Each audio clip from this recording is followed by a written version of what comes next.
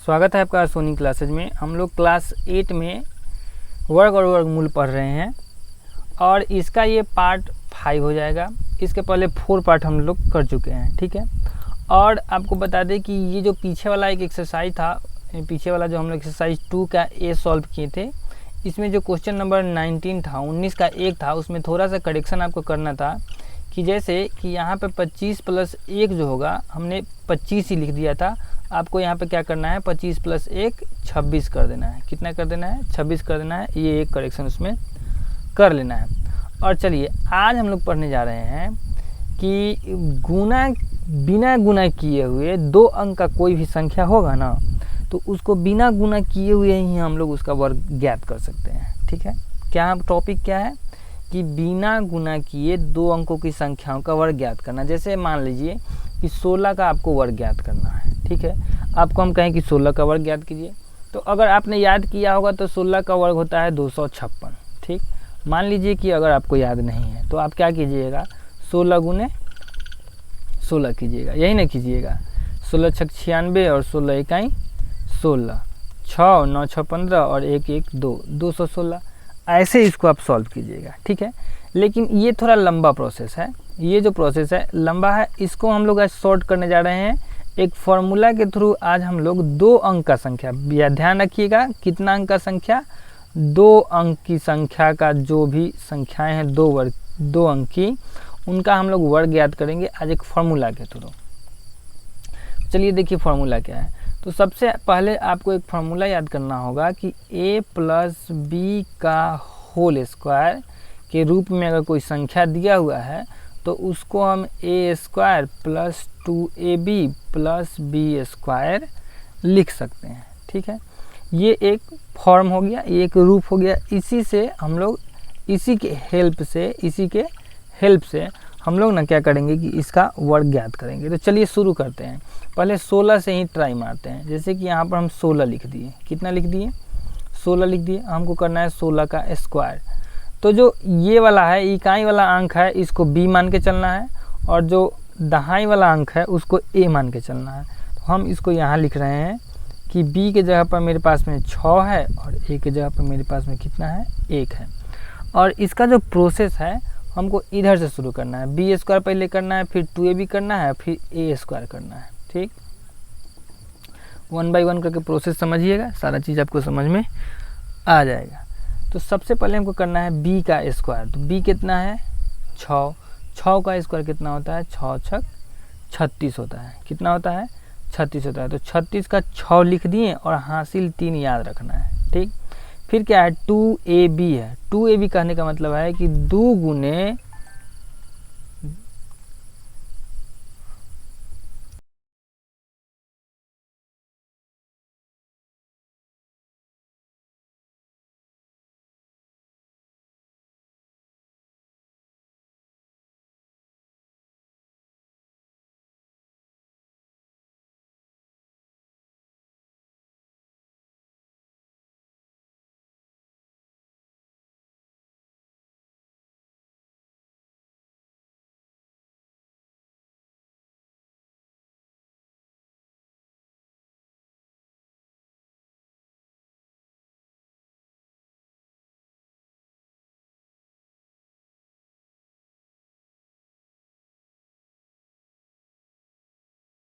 होगा a का square. 1 कहाँ है? कितना है? 1 है, यानी कि 1 है। तो 1 का स्क्वायर कितना होता है? 1 ही होता है। और हासिल कितना था? 1 था। तो कितना हो जाएगा?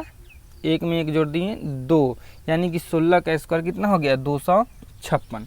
आई होप आपको ये बात समझ में आ रहा होगा। चलिए 1-2 एग्जाम्पल और ले लेते हैं ताकि और भी आपका कॉन्सेप्ट क्या हो जाए, क्लियर हो जाए। मान लीजिए कि हमको 25 का स्क्वायर करना है। कितना का स्क्वायर करना है? 25 का। तो अब आप दिमाग में लगा सकते हैं कि b के जगह पर 5 है और a के जगह पर 2 है, ठीक है। तो सबसे पहले b का स्क्वायर, यानी कि कितना? 5 का स्क्वायर। 5 का स्क्वायर 5 × 5 = 25 का 5, हासिल कितना? 2। इसका जो हासिल होता है वह कितना हो रहा है? 2। अब 2ab करना है। तो 2ab कहने का मतलब ये है ना कि 5 × 2 कीजिए, आप फिर 2 से गुना कर दीजिए, ठीक है। इसमें भी तो वही हुआ था, 6 × 1 किए, फिर 2 से गुना कर दीजिए। तो 5 × 10, ठीक है। और 10 एक बार 2 से गुना कर दीजिए ना, 10 दूना का कितना हो गया 20, और 20 में ही हासिल कितना जुड़ा जाएगा 2, तो 20 और 2 22, 22 का कितना हो गया 2, हासिल कितना हो गया, अभी भी इसका भी हाथ में 2 ही रहा। अच्छा, अब लास्ट में क्या करना है, 2 का स्क्वायर करना है। 2 का स्क्वायर कितना होता है 4, और 4 में 2 को हासिल जुड़ा दिया कितना हो गया 6, तो ये हो गया। चलिए एक आध को और देख लीजिए, 27 का स्क्वायर आपको मान लीजिए करना है, ठीक है। तो सबसे पहले 7 का स्क्वायर, 7 7 49 के 9 हासिल 4, 7 दूनी 14, 14 दूनी 28, 2 से गुना कर देंगे लगले, 7 दूना का 14, 14 दूनी 28, 28 में इसका हासिल कितना था 4 था, तो 28 से 4 कितना हो गया 32 हो गया।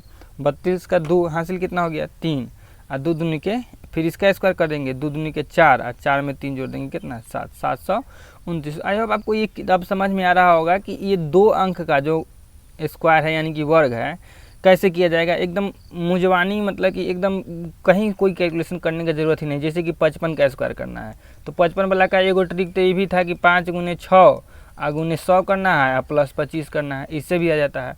और दूसरा जो इस वाला से कर रहे हैं, इससे भी क्या हो जाएगा कि 55 है, जैसे कि सबसे पहले 5 का स्क्वायर, तो 5 5 25 के 5 हासिल 2, 5 5 25 हो जाएगा। 25 में फिर 2 से गुना कर देना है 2ab करने के लिए, तो 25 दूना 50, 50 में ही कितना हो गया 2 को हासिल जोड़ दिएगा, तो 50 और 2 52, हासिल कितना 5, और 5 5 25 में 5 जोड़ देंगे 30, तो ये हो गया 55 का स्क्वायर, ठीक है। अब ये हो गया। अब दूसरा हमारा टॉपिक आज शुरू हो रहा है वर्गमूल। क्या, वर्गमूल हमारा दूसरा टॉपिक है।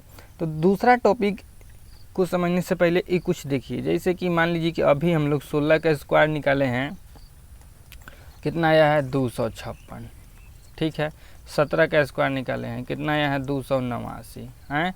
25 का स्क्वायर निकाले हैं, कितना आया है 625 आया है ना। तो देखिए इस 16 का वर्ग 256 और 256 का वर्गमूल 16, बात समझिए। 16 का वर्ग 256 और 256 का वर्गमूल 16। उसी तरह 17 का वर्ग 289 और 289 का वर्गमूल 17। 25 का वर्ग 625 और 625 का वर्गमूल 25। समझ में आया। तो यही कहता है कि किसी दी हुई प्राकृत संख्या का n वर्गमूल वह प्राकृत संख्या m है जिसका वर्ग ज्ञात करने पर दी हुई संख्या n प्राप्त होती है। मतलब ये हुआ कि जैसे कि कोई संख्या n है, इसका वर्गमूल है, ठीक है। कोई संख्या n का वर्गमूल, कोई वह प्राकृत संख्या m है, मतलब कि √n जो है वह प्राकृत संख्या m है जो m स्क्वायर करने पर हमको कितना आया था n आया था। तो यही ना किए थे। जो मान लीजिए कि 289 का जो वर्गमूल है, 289 का वर्गमूल कितना है 17 है। तो इस 289 कैसे आया था, तो 17 का वर्ग करने पर ही ना 289 आया था। तो मतलब यही हुआ कि किसी चीज़ का वर्गमूल निकालना हो तो उस संख्या को ज्ञात करना होगा जिसको 2 बार गुना करने पर वह आया था। जैसे कि अगर मान लीजिए कि हमको 64 का वर्गमूल ज्ञात करना है, तो हमको वह संख्या पता करना है कि जिसको 2 बार गुना कर दिए होंगे तो 64 आ गया होगा, ठीक। अच्छा, अब कुछ टर्म समझिए, माने कि इसका एक चिन्ह होता है ये जो है वर्गमूल निकालने का, इसको करते हैं करनी, ठीक है, करनी। तो इसको जो है ना, मतलब कि इसमें घात छुपा हुआ होता है 2। इसमें कितना घात छुपा हुआ होता है 2 घात छुपा होता है। किसी का अगर हमको वर्गमूल निकालना है तो उस संख्या को इसके अंदर में डाल देते हैं। जैसे मान लीजिए कि 64 का अगर हमको वर्गमूल निकालना है तो 64 को क्या करेंगे ना √64 लिखेंगे, ठीक है, √64 लिखेंगे। नॉर्मली देखा जाता है, आपको 9वीं क्लास में पढ़ना भी है, नॉर्मली आप देखिएगा तो यहाँ पर जो होता है ना 2 होता है, ये करनी घात कहलाता है। यहाँ पर जो नंबर होता है वह करनी घात कहलाता है, और यहाँ पर जो नंबर होता है करनी गत कहलाता है। तो करनी का जो घात है वह 2 है, और 2 जो होता है ना स्क्वायर में ही होता है, यानी कि वर्ग में ही ना ये वाला होता है। तो यही हो गया, समझे कि नहीं। अब जैसे कि अब इसको निकाला कैसे जाता है कि जैसे मान लीजिए कि यहाँ 2 है तो ये 2 को सिंपली लिखा नहीं जाता है। अगर कुछ नहीं लिखा हुआ है तो समझने का मतलब है कि वो कितना है 2 है, और ये करनी हो गया। अब यहाँ पे 64 लिखा हुआ है। अब आपको करना क्या होगा कि वो ऐसा संख्या आपको निकाल के लाना होगा कि जिसमें स्क्वायर हो जाए। तो 8 का स्क्वायर 8 गुने 8 कीजिएगा, यानी कि कितना हो गया 8 का स्क्वायर हो गया। अब जिसका पावर इसके बराबर हो जाए, 2 से 2 के बराबर हो गया, तो यही पावर कट जाता है और 8 क्या हो जाता है हमारा आंसर हो जाता है। 64 का वर्गमूल कितना होता है 8 होता है। बात समझ में आ रहा है। तो वर्गमूल निकालने का तरीका भी हम बताएंगे आपको, हड़बड़ाना नहीं है, वीडियो में लास्ट तक बने रहिए। और इसमें नहीं होगा तो नेक्स्ट वीडियो में, क्योंकि इसका जो है वर्गमूल निकालने का कुछ तरीका पर हम बात करेंगे। लेकिन अभी आप समझ गए होंगे कि वर्गमूल होता क्या है। वर्गमूल वह संख्या होती है कि जिसको किसी संख्या से गुना करने पर, 2 बार गुना करने पर आपस में प्राप्त किया जाता है। किसी संख्या का वर्गमूल वही है। जैसे कि 17 को 2 बार गुना किए होंगे तभी तो 289 आया होगा। तो कहने का मतलब यही होगा कि वह कौन सी संख्या है जिसको 2 बार गुना करने पर 289 आए, तो 17 है। यानी कि 289 का वर्गमूल 17 है। ठीक है। जिन संख्या का वर्गमूल पूरा पूरा निकलता है उसे पूर्ण वर्ग संख्या कहते हैं। जैसे कि 289 का वर्गमूल पूरा निकलेगा ना भाई, 289 का वर्गमूल 17 हो गया टोटल, मतलब कि एक पूर्ण वर्ग संख्या हो गया। ठीक ना, 289 क्या हो गया, पूर्ण वर्ग संख्या हो गया। अब आपको हम बताए ही थे कि स्क्वायर जो है आपको स्क्वायर रटना के लिए बोले थे। अब आपको क्या करना है कि स्क्वायर और स्क्वायर रूट 1 से लेकर 20 तक रट जाना है। स्क्वायर तो 1 से लेकर 30 तक आपको कहे ही थे। अब बताइए 27 का वर्ग कितना होता है, फटाक से कमेंट में आंसर दीजिए। 29 में कितना होता है, 25 का कितना होता है, और 30 का वर्ग कितना होता है। इस सब का वर्ग जल्दी जल्दी आप हमको बताते जाइए। अगर यही नहीं याद किए हैं तो आप 30 तक वर्ग जरूर याद करके रखिए। अब आपको इसमें करना कुछ नहीं है। अब जैसे कि 1 से लेकर 30 तक आप वर्ग याद कर लिए तो 1 से लेकर 30 तक का वर्गमूल भी आप समझ गए। कैसे? अगर 625 लिखा हुआ है तो आपके दिमाग में आ जाना चाहिए था ना कि 25 का स्क्वायर होता है 625। हाँ, यानी कि 625 का वर्गमूल कितना होगा, 25 होगा। तो कुछ चीज़ आपको अंत तक, मतलब कि क्या बोलते हैं उसको, याद करके रखना होगा। अब कुछ टर्म समझिए कि जिस संख्या के अंत में 2, 3, 7 या 8 होगा वह पूर्ण वर्ग संख्या नहीं होगी। ये तो हम पिछला वीडियो में भी डिस्कस कर चुके थे कि पूर्ण वर्ग संख्या होने के लिए 2, 3, 7 या 8 होना ही चाहिए। कहता है 2 या 2 से अधिक संख्याओं के गुणनफल का वर्गमूल प्रत्येक संख्या के वर्गमूल के गुणनफल के बराबर होता है।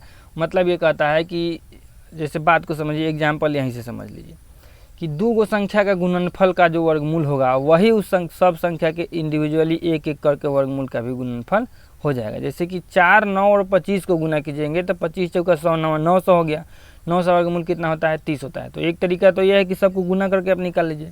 दूसरा तरीका ये भी है कि आप सबको बाहर करके निकाल, जैसे 4 का वर्गमूल निकल रहा है तो 4 को कर दीजिए। 4 का वर्गमूल कितना होगा, 2, यानी कि 2 को ही 2 बार गुना करने पर 4 आया होगा। फिर 9 का वर्गमूल कितना होगा, 3। क्यों 3 होगा, क्योंकि 3 को ही 2 बार गुना करने पर 9 आया होगा। 25 का भी वही हाल है, 25 का वर्गमूल कितना हो गया, 5। तब 2 3 6, 6 5 30। तो आप क्या देख रहे हैं, 9 का वर्गमूल निकालने हैं गुना करके तब भी 30 ही आया है, और ऐसे एक एक करके गुना भी करेंगे तब भी 30 ही आया है। तो ये अभी हम लोग वर्गमूल निकालना सीख नहीं रहे हैं, वर्गमूल का कुछ प्रॉपर्टी पढ़ रहे हैं, गुण पढ़ रहे हैं। किसी भी पूर्ण वर्ग संख्या के 2 वर्गमूल होते हैं, एक धनात्मक और दूसरा ऋणात्मक। कहने का ये मतलब है कि जैसे कि आप 9 का वर्गमूल निकाल रहे हैं ना, तो +3 भी हो सकता है और फिर -3 भी हो सकता है। ऐसा कैसे? आप +3 को 2 बार स्क्वायर कीजिएगा तब भी कितना हो जाएगा, +3 गुने +3 बराबर कितना, 9। अच्छा, -3 कैसे होगा, तो -3 गुने -3 अगर आप कीजिएगा तो माइनस से माइनस का गुना कितना हो जाता है, प्लस, और 3 से 3 का गुना कितना हो जाता है, 9। तो इसलिए किसी भी संख्या का 2 वर्गमूल होता है, एक प्लस में और दूसरा माइनस में। ठीक। अच्छा, कोई भी पूर्ण वर्ग संख्या का वर्गमूल एक सम संख्या, जैसे कि 144 क्या है, पूर्ण वर्ग संख्या है, तो इसका वर्गमूल एक सम संख्या ही होगा। ठीक है, सम संख्या का वर्गमूल सम संख्या, विषम संख्या का वर्गमूल विषम संख्या। इस चीज़ को आप समझते हैं भली भांति। जिस तरह सम का वर्ग क्या होता था, सम ही होता था, उसी तरह सम का वर्गमूल भी क्या होगा, सम ही होगा, है कि नहीं। यदि किसी पूर्ण वर्ग संख्या के अंत में शून्यों की संख्या सम हो तो वर्गमूल पूरा पूरा ज्ञात हो जाता है। जरूरी नहीं कि सम में हो ही जाए। अब जैसे कि यहाँ पर 2500 लिखा हुआ है, ठीक है, तो इसमें सम है, और यही एक 250 लिखा है, तो सबसे पहले तो ये पूर्ण वर्ग संख्या है नहीं, और पूर्ण वर्ग संख्या होगा ही नहीं, तो पूर्ण वर्गमूल कहाँ से पूर्ण संख्या मिल जाएगा। बात समझ रहे हैं। अगर आपको पिछला वीडियो में याद हो, जब बेसिक थ्योरी आपको पढ़ा रहे थे तो बताए थे ना कि अगर शून्य की संख्या विषम होती है तब काम नहीं बन पाता है, लेकिन यहाँ क्या है, शून्य की संख्या सम है तो काम बन जाएगा। लेकिन काम बनने के लिए कंडीशन ये है कि इसके पहले वाला नंबर भी क्या होना चाहिए, पूर्ण वर्ग संख्या होना चाहिए। तो ये हमने आज 2 के बी तक के लिए अपना बेसिक थ्योरी को कंप्लीट कर लिया है। अब हम लोग एक्सरसाइज 2 का बी सॉल्व करेंगे। याद रखिएगा, अभी तक मैंने आपको वर्गमूल निकालना सिखाया नहीं है, सिर्फ वर्गमूल क्या होता है और वर्गमूल के कुछ बेसिक प्रॉपर्टी के बारे में ही बताया है। ठीक है, अगर आपको वीडियो पसंद आया हो, अगर आपको पढ़ाई अच्छा लगा हो, तभी आप दूसरे दोस्तों के साथ में भी इस वीडियो को शेयर कर दें ताकि उनकी पढ़ाई जारी रहे। और ठीक है, चैनल पर अगर नए होंगे तो आप सब्सक्राइब कर लीजिएगा। मिलते हैं आपसे नेक्स्ट वीडियो में।